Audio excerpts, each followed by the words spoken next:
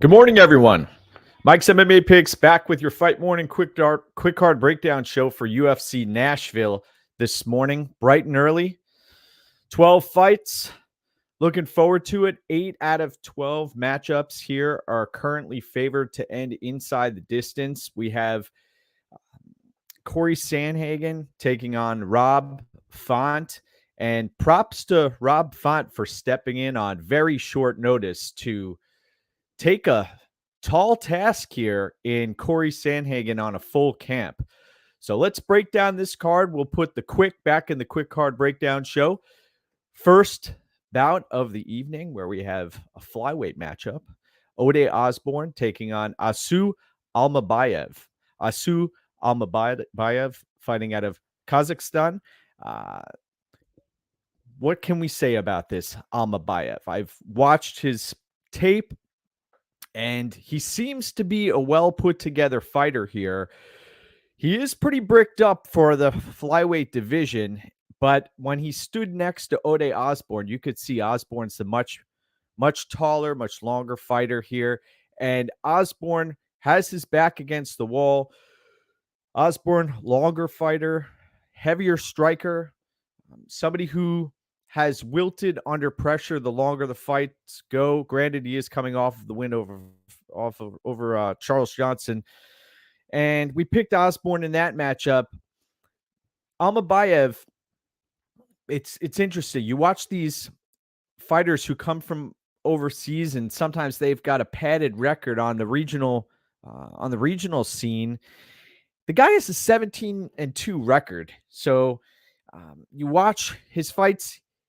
He has a solid ground game. He has decent cardio. Now, is that going to fade inside of the octagon in Nashville? There's a possibility here. We've seen many debutantes come into the octagon and falter under the bright lights. So this is one of those fights where I'm staying away from this matchup. I think that Osbourne is a threat here as far as the striking goes. But I could see Osbourne gassing himself out, getting grounded, and getting controlled on the mat against Almabayev, who haven't seen many massive holes in his game on the mat. And that's what he likes to do. The kid likes to grind. So I'm going to be picking Almabayev, but this is one of those spots where UFC debut, making the trip across the pond. I don't trust Almabayev yet. I need to see him inside of the UFC before I make any worthy investments. Let's put it that way. Next up, we've got Cody Durden taking on Jake Hadley. This is a fight where I see a lot of folks out there lining up, putting their hard-earned money behind a few of these fighters. Cody Durden, we know, it seems like he's done a lot of work in the training room, spent time at ATT, and he's a tough guy who has a lot of self-belief. He has a motor on him. We saw against Moda last time out. He can push a pace and can dig deep, and he has solid wrestling. I will say that. He has the ability to grind folks out. Now, Jake Hadley, on the other side of the fight, has a propensity to get grounded out in fights. We've seen him content on his back. Man, this is a tough spot. I was on Hadley against Shanks. I believe that was in Cage Warriors a while ago. Hadley came over with a lot of hype. He's a fighter who has some solid jiu-jitsu. His hands, when he gets his hands going, it's fun to watch. He also has a mean streak, Hadley. Looked solid on the scales. Looked like he put in a serious training camp. Now he's fighting under the bright lights in Nashville here. I expect the crowd to be on Durden's side. This is a tough spot. I'm going to be picking Hadley to win. I think that he has more tools here to put together. He has the submission threat on the mat. He has the much more crisp striking. Durden's throwing hammers out there the whole fight, and his gas tank will run low, and he can fight through on fumes. That is Cody Durden. But the longer this fight goes, if Hadley gets stuck on his back, I'm concerned for Hadley. I got to be honest. He could get wedged against the fence and grind it out here. That is a serious concern. But I'll be picking Hadley. I think that he's going to be able to catch Durden at range. And if Durden gasses himself out here, which we've seen him do a number of times in the past, then Hadley is live not only for a submission threat, but for a knockout. Hadley can throw hammers as well. So give me Hadley for the victory. Now, we have a very, very interesting matchup here. Dennis Buzukja coming in as a significant underdog, and he's taking on Sean Woodson. Sean Woodson, this is his fourth opponent here. Woodson, it's amazing how this guy makes weight on a regular basis. Every time he steps into the octagon, he looks like a caricature of a human being when he's walking into the cage. His torso and his waist is so much higher than his opponent. Watch when he gets into the cage and look at the discrepancy. Not necessarily in size here, because Buzukja there isn't that much difference in size when I watch these guys square up. And Buzukja, we saw he missed weight by only a half a pound. The doctor apparently wasn't letting him cut the additional weight. Buzukja is a fighter who comes out of a great camp with Saralongo and Weidman, and we know that those guys come up with great game plans. This is an interesting spot. I know Woodson, he's comfortable fighting at range. He's fleet of foot, and he's going to be looking to stick and move. That's going to be the game plan for Woodson here. Now, can Buzukja get in there and corral Woodson? I think he's going to try to cut him off inside the cage early, and footwork is going to be huge here. This is going to be this could be a potential case study in footwork. If Buzukja is able to corner Woodson and get his hands on him, then this is where this fight gets interesting, because I don't expect Woodson to be making massive mistakes on the feet early. He knows that he's got an opponent here who has just cut a massive amount of weight in a short amount of time, has a limited gas tank, but we've also seen Woodson fade at times. So this fight's up for grabs as far as I'm concerned. I'm actually going to be rolling with the underdog here. I'm going to be picking Dennis Buzukja to win. But this is my take on the fight. I do not trust Sean Woodson. And he has had to do his homework in a short amount of time. Just imagine what's been going on behind the scenes. I know there's the mantra fighters fight, but styles do make fights. And even though Buzukja doesn't have folks in the training room who can replicate someone like Sean Woodson and his body type, it only takes one strike to change the complexion of a fight, and also potentially one grappling exchange as well. So Buzukja is going to be my pick, and that should be an interesting bout. We've got many, many comments here. Good morning, fight fans. We've got Benjamin in the house. Good morning, sir. Brian, happy fight day. Great to see you. We have a number of folks in here. Wow. Excellent. The coffee is brewing. Yes, the coffee's going down. You see the Mike Tyson PSA authenticated autograph behind me. This is paying homage to one of the greatest games growing up. Let's see. Evan says that Cody appears to be overachieving a bit, and I agree. And Evan also says that Buzukja is ready and will fight for my money. And I agree with you. I mean, we saw him on the Contender Series, and we know this is his shot. He's got to go for it. There is no tomorrow, right? There is no tomorrow. So let's speak about right now. Let's get serious here, my brothers. Jeremiah Wells versus Carlston Harris. This is a fight where the line has continued to come in. It's closed. And it's at a point where this is a virtual pick 'em here. And Jeremiah Wells, we know the guy has solid jiu-jitsu. The guy is comfortable performing when he has nothing left in the tank. It's incredible to watch that. I haven't seen a fighter perform so well on a limited gas tank, and he will go for it. You watch Jeremiah Wells out there.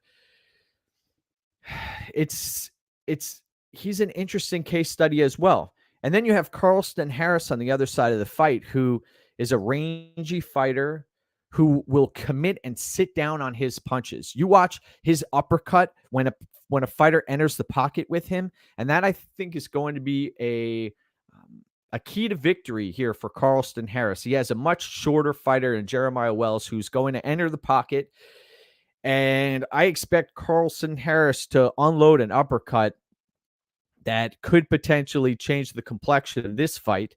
And Wells is live, yes, for a submission victory. I could see Jeremiah Wells end up getting top control here, but he's going to have to get in tight against Carlston Harris. And there's a lot of distance to cover. Carlston Harris does have a submission game also that we must take seriously. I'm going to be picking Carlston Harris here.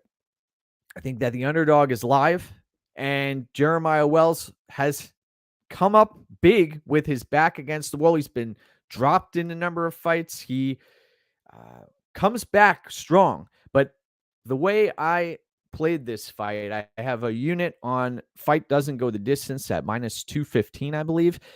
And I'll be picking Carlston Harris. I do see that this is a volatile matchup, though. So proceed with caution. I do think that there is some value on the underdog here in Carlston Harris. I know both of these fighters are also getting up there in age, too. So the other thing, I have to mention this, the Carlston Harris, Shavkat Rakhmonov fight. Watch that back. I mean, Rakhmonov is one of the best fighters in the welterweight division. And there's a reason why folks are avoiding Shavkat Rakhmonov. You know that Bilal Muhammad should be inside of the octagon locking horns with Shavkat Rakhmonov. That has not happened. And Camur Usman, I know that they're teammates, but let's make some of these fights. Let's get Shavkat Rakhmonov back in an octagon near you. So give me Carlston Harris there. Next up, we have Kyler Phillips taking on Raoni Barcelos in a fight where you see Kyler Phillips coming back from a USADA suspension. I believe he tested positive for Osbourne. It's a situation where he's had some time off, and Phillips is a very unorthodox fighter who can grapple and can strike. The Song Yadong fight really spoke to me. I went back and watched that fight, and I was very impressed with Kyler Phillips there against an opponent who is top-notch in Song Yadong. And you see Raoni Barcelos, who is a well-put-together fighter who's got solid skills everywhere, both on the mat and on the feet. He can throw for volume. He's got solid footwork. He's got solid striking defense. And he's a smart fighter too, Raoni Barcelos. But he's also getting up there in age. And one thing about Kyler Phillips is he's tough to get a read on. When you see him going that way, he's that way. When you zig, he zags.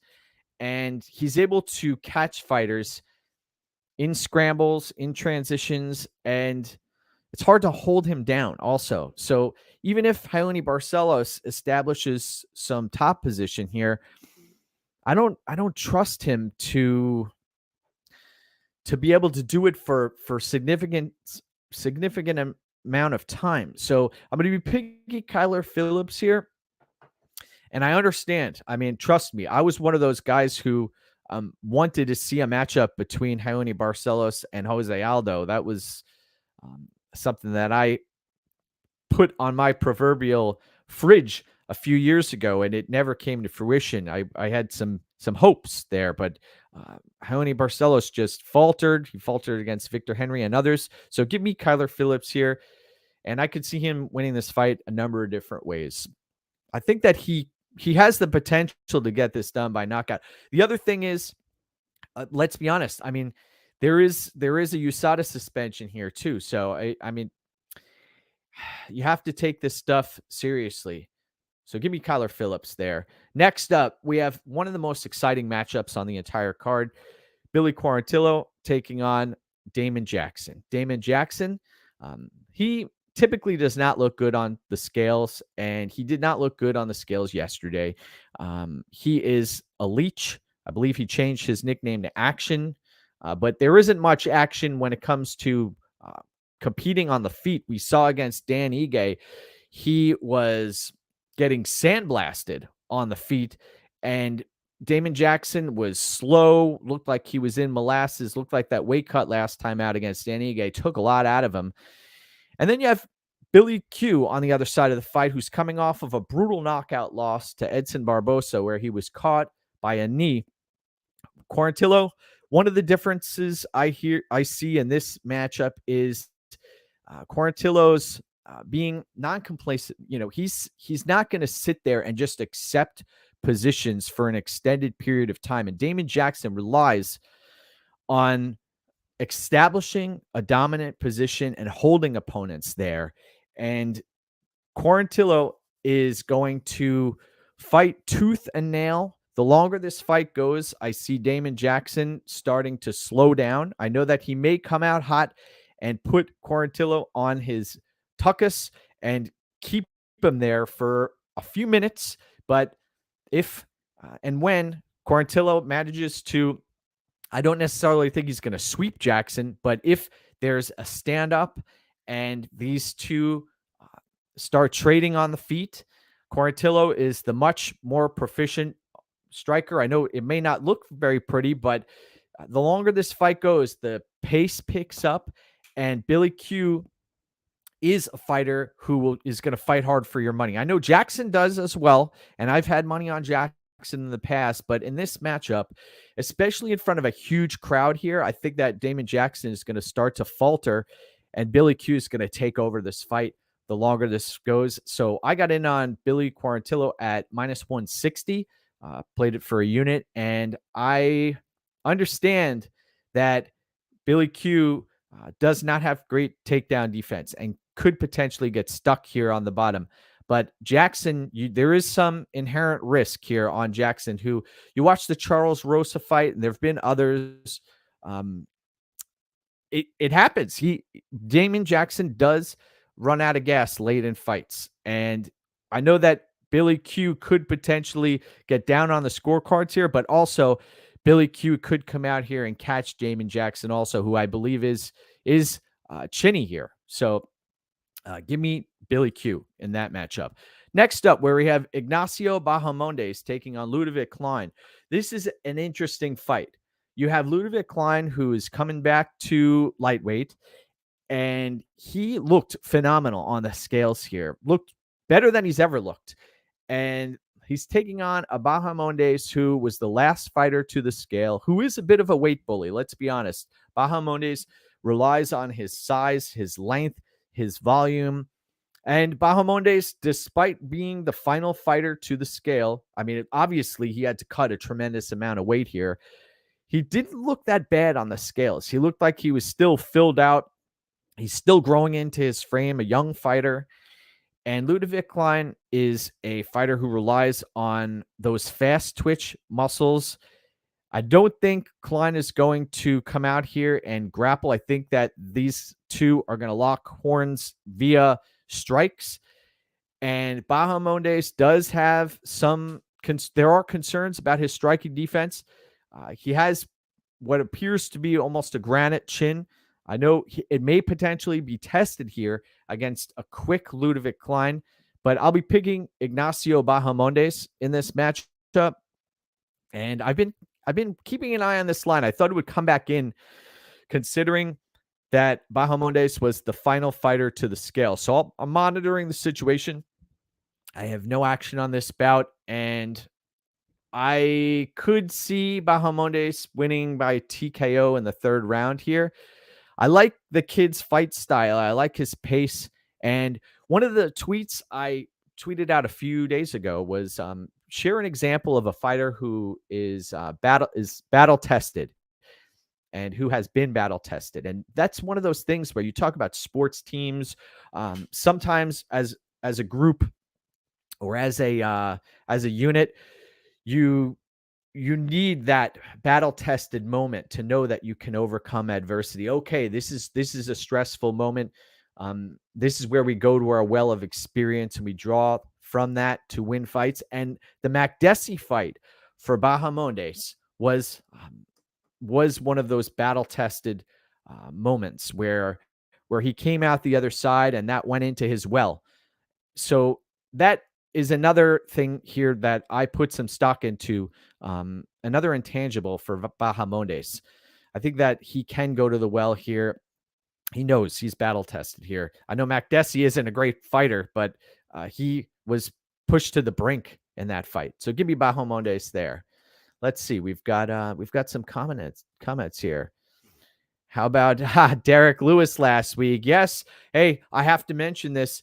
Last week, folks were all over Marcus Rogerio de Lima, and we spoke about the volatility and how dangerous it was to play a 38-year-old Marcus Rogerio de Lima. That was something I cautioned everyone. You had a fighter who had a lot of miles on the odometer, and 38-year-olds. Man, I recommended folks avoided that fight from a betting perspective. All right, let's see. Mexican supplements help with cardio. Excellent. Interesting.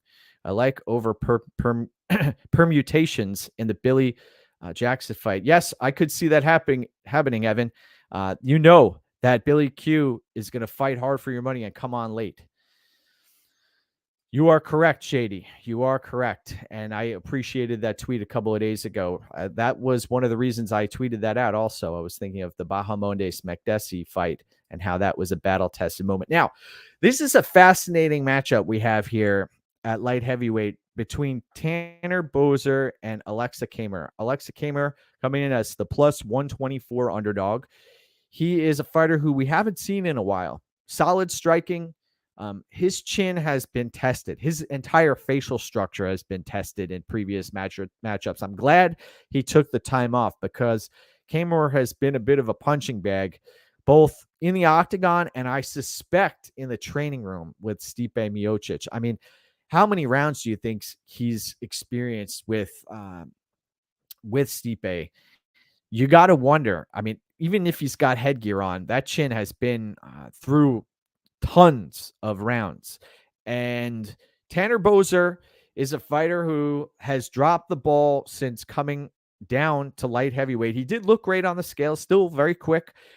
He was one of my favorite fighters during the pandemic. I had some money on Tanner Boser in previous matchups. I didn't have him in his first fight down at light heavyweight here, but he did look great.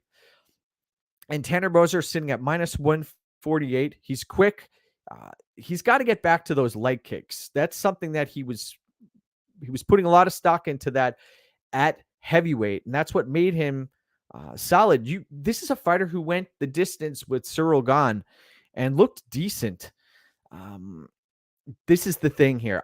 I've watched Tanner Boser fight, and he just makes critical errors, and he's his own worst critic. He seems to get down on himself. You hear it in interviews, pre-fight interviews. I love his pre-fight interviews. He's so serious and he means every word that he says. But I think this is a situation where he needs to take a step back and recalibrate, because this is a winnable fight for him. But I think that Boser's going to make a few errors here. He's going to get frustrated, and I see Camur taking some damage and then coming on late and winning this fight against Aleksa Camur. We've seen Boser drop the ball in the past.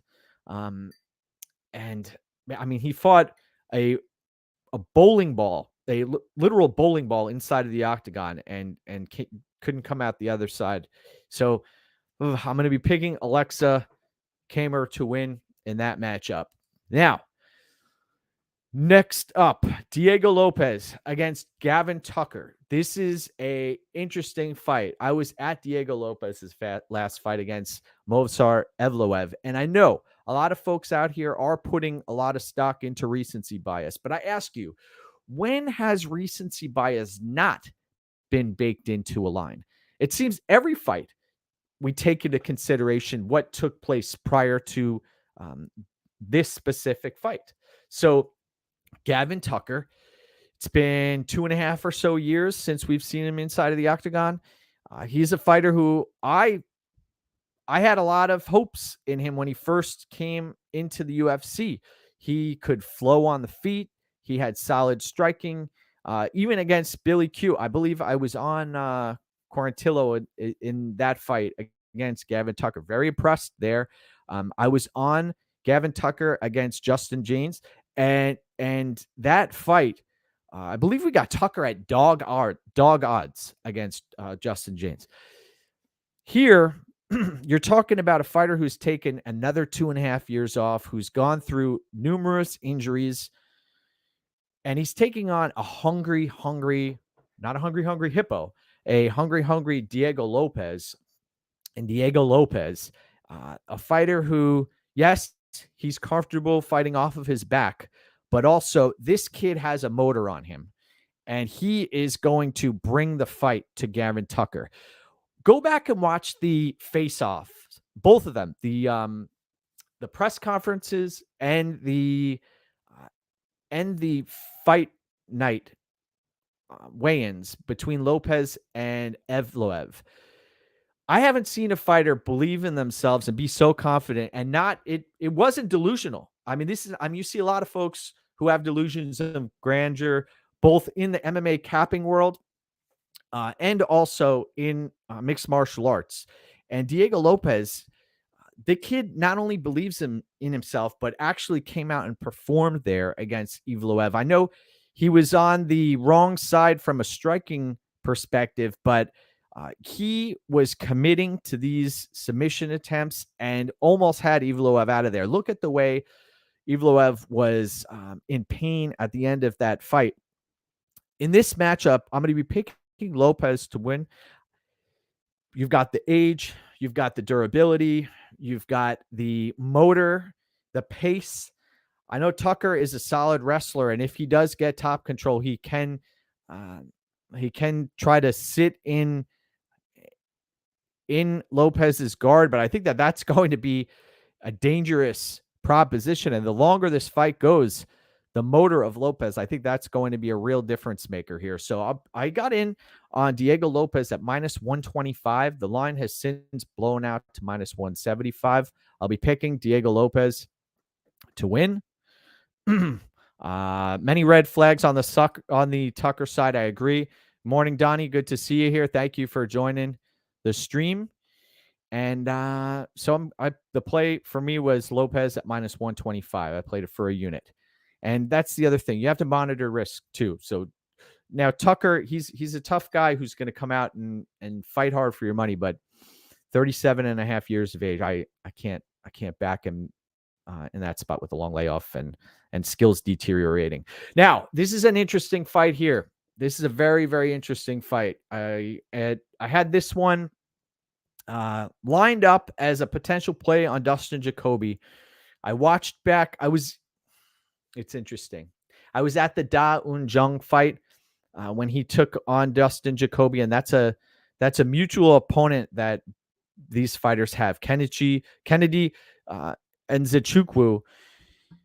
He is coming in as the -155 favorite here against Dustin Jacoby. And Dustin Jacoby, I lost some money on him last time out, where he seemed like he was not comfortable taking strikes and absorbing strikes at 35 plus years of age against a fighter who last time out had a limited gas tank and was not throwing punches in bunches. And you watch the Dustin Jacoby Da Un Jung fight. Da Un Jung came out hot in that fight and looked like he was fleet of foot, ready to go. And Jacoby timed a seminal blow that dropped Da Un Jung there. We're a year removed from that fight. Dustin Jacoby has since lost a couple of matchups.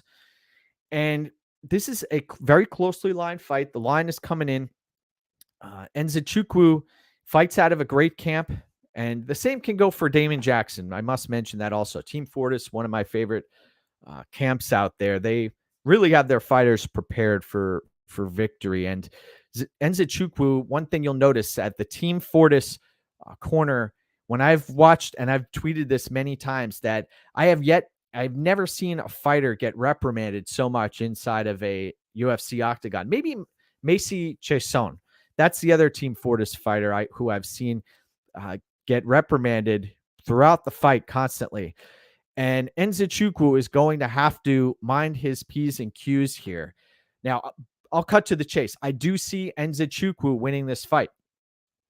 I have originally was on the Jacoby side, and I have been swayed not only by the fight footage, but also by the intangibles here. One thing, well, there are a few things here.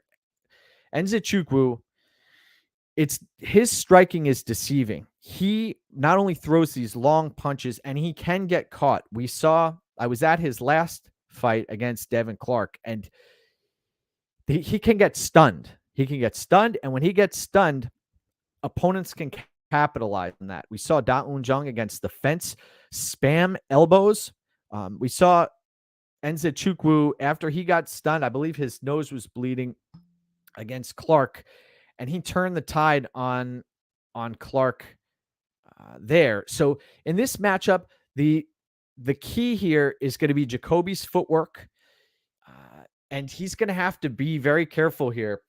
Because if Nzechukwu is able to corral him and close distance, you do not want Nzechukwu standing in front of you. He's got knees coming up the middle. He's got long strikes. He's got great cardio too. I gotta say, it's crazy watching him fight. This kid can push a hellacious pace, and Jacoby relies on sticking and moving. I know that the Da Un Jung fight was something that really stood out to me in that he committed to his strike there and was able to drop Da Un Jung. And yes, I could see Jacoby winning this fight via knockout, but I don't see Jacoby winning this one via decision. I think that Nzechukwu is going to win this fight, and Nzechukwu has the ability to finish Jacoby. And I also see Jacoby, his main path to victory is dropping Nzechukwu and finishing him here. Because if he can't get Nzechukwu out of here, watch the Roberson fight back, watch a bunch of Nzechukwu fights. The kid just comes at you, and he's riding a lot of momentum here. He's a force to be reckoned with. Honestly, I've been contemplating a play on Nzechukwu here. The main thing that's been holding me back is the striking defense of Nzechukwu. He seems to shell up, holds his hands high. He's there to defend one strike. And if you throw combos on him, he's he's frozen. He will freeze up. And I think that Jacoby does have the skill set. I mean, it's pretty clear. Jacoby's a much more fluid striker, much more skilled striker. But the natural abilities and also the way that Team Fortis has been able to really help this kid get dialed in. He's still like 30 years of age, only started his MMA career a few years ago. So still a bit of a raw talent, but the potential of Nzechukwu and the ceiling is so much higher than Dustin Jacoby. So I'm contemplating a play on Nzechukwu. I may end up pulling the trigger here. And I do see him winning this fight. So give me Nzechukwu there. And I know it's one of those things, MMA Twitter, a lot of folks are on Jacoby, and it could come out looking that Jacoby wins that fight, but I'm picking Nzechukwu here. Next up, Jessica Andrade taking on Tatiana Suarez. By the way, we have a number of comments here. Let's see. Moyes, great to see you. I appreciate you tuning in. One of the better follows on Twitter. If you have a chance, check it out. James likes Carlston Harris at dog odds. Yeah, he's a very skilled fighter. Good morning, Liam. Thank you for joining the stream. appreciate you.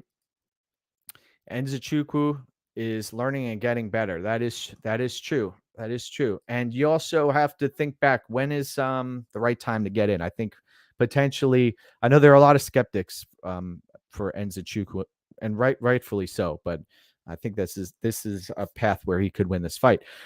Next up, Jessica Andrade and Tatiana Suarez. We saw Tatiana Suarez make weight here. She's coming in at minus 375, and the trajectory here, Andrade, she's lost a few fights. I had a bet on Yan Xiaonan last time out, I believe at dog odds against Jessica Andrade. And we saw the striking. It was nice, that counter, catching Andrade coming in.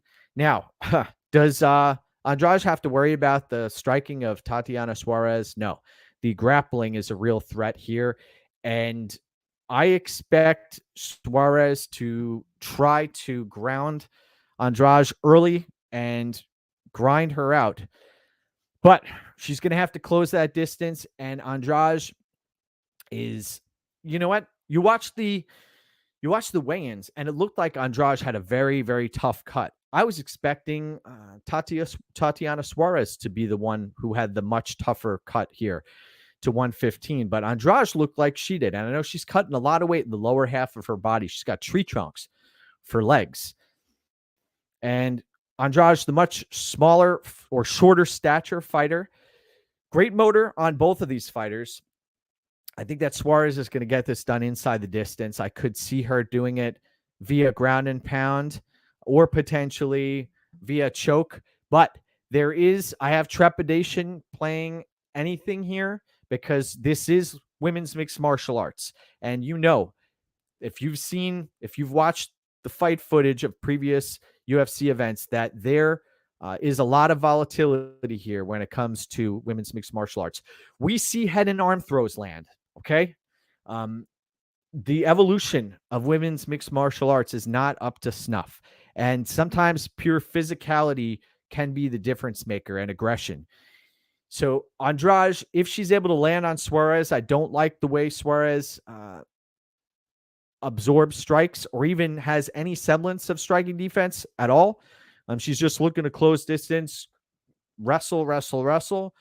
And I'm going to be picking Suarez to win inside the distance, but it would not shock me one bit to see Andrade land the kill shot on Suarez. I'm not playing her in this fight, though, Andrade. I see Suarez as the clear path to victory is grappling. And the challenge, though, is she's going to have to close distance inside of a larger octagon in Nashville. And the crowd is going to be on their feet. This is a co-main event, my brothers. Now, main event of the evening. Goodness gracious, we're at 37 minutes. I'm going to try and keep this breakdown under 40 minutes, 12 fights. Cory Sandhagen taking on Rob Font. Rob Font taking the fight on a week notice, basically. Plus 275 underdog. We've seen Rob Font in the past. He's got solid striking, phenomenal jab, great distance management, but also has a tendency to get put on queer street during fights. He will be on wobbly legs at times. The damage meter is going up, and in a dramatic fashion for Rob Font. He tends to swell up very quickly in his fights. We saw against Adrian Yanez last time out. Only a few strikes did it. And the Marlon Vera fight, my God, I'm surprised the referee doctors didn't stop that fight. Cory Sandhagen, I know he doesn't throw for significant power with his hands, but what he makes up for that is in his unpredictable striking. He throws spinning attacks, well-timed attacks. That knee against Frankie Edgar, the spinning kick against Marlon Vera. Sorry, not Marlon Vera. Who was that? That was a few fights ago when he Marlon Moraes. Yes, that's who it was.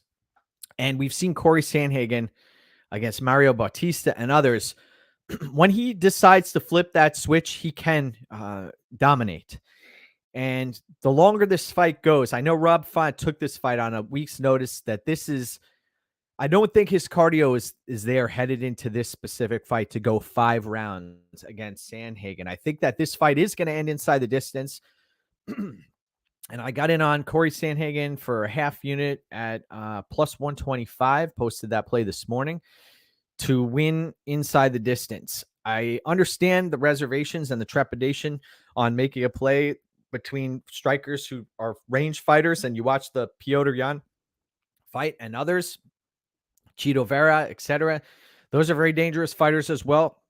But I think that the damage that Rob Font has taken in the lead up to this is going to be a real problem here for Rob Font. It didn't look like a good weight cut for Rob Font here. I know it's at a catch weight of 140 pounds as well. You're going to get that pre-fight morning run in. That's a great idea, sir. Rob has a tendency to keep a high guard to open up the possibility of the fly knee and also the body. It would not shock me to see Cory Sandhagen attack the body here. And the longer this fight goes, that's when I expect Cory Sandhagen to really come alive. And he has new wrinkles to his game every time out. That's one of the reasons I played. I didn't just play the knockout prop. I played it to go inside the distance. There's only a few cents separating that. And it would not shock me to see Cory Sandhagen show us a little something new here. So give me Cory Sandhagen to win and to win inside the distance. We've got 41 minutes. If you wouldn't mind subscribing to the channel and giving this a like. I know we've got a number of folks watching live on this beautiful fight morning. Remember to go get what's yours. We're getting there, folks. We are getting there.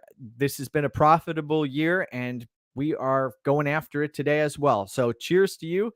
Enjoy the fights, and thanks again. Appreciate you. Have a great day.